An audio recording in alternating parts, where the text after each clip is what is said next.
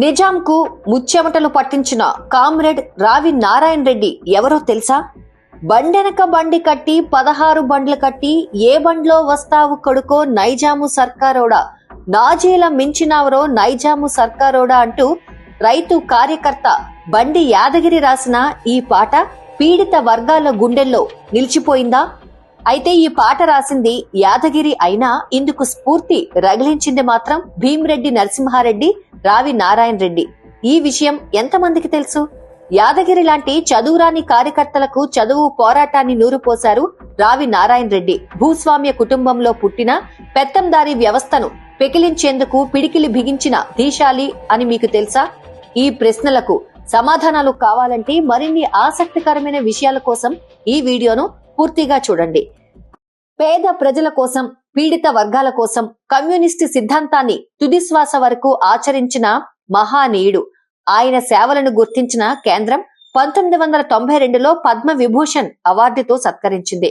1908 June 4న ఉమ్మడి నల్లగొండ జిల్లా బొల్లేపల్లిలో జన్మించిన రావి నారాయణ రెడ్డి హైదరాబాద్ లోని రెడ్డి హాస్టల్ మిడిల్ స్కూల్లో ఫస్ట్ ఫారం అభ్యసించారు.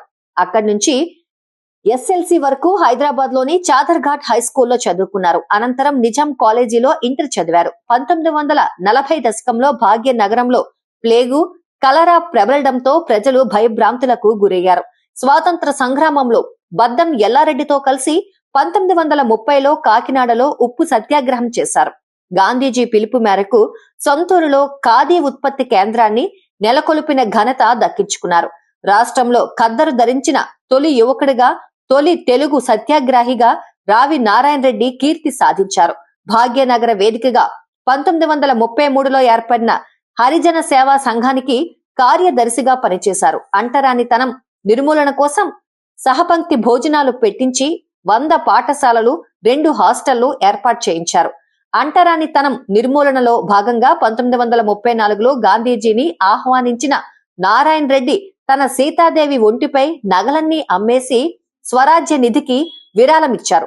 తెలంగాణ సాయుధ రైతాంగ పోరాటంలో భాగంగా తనకున్న 700 ఎకరాల్లో 500 ఎకరాలను పేదలకు పంచేశారు. 1952 ఎన్నికల్లో పీపుల్స్ డెమోక్రటిక్ ఫ్రంట్ నల్గొండ అభ్యర్థిగా పోటీ చేసి దేశంలోనే అత్యధిక మెజారిటీతో చరిత్ర సృష్టించారు. నల్లగొండకు Nandikonda project, Nadikudi railway junction తీసుకురావడంలో ప్రత్యేక పాత్ర పోషించారు. 1957 ఎన్నికల్లో భువనగిరి నుంచి ఎమ్మెల్యేగా గెలిచారు. ఎంపీగా, ఎమ్మెల్యేగా నిరాడంబర జీవితాన్ని గడిపారు. అసెంబ్లీకి రిక్షాలోనే వెళ్లేవారు.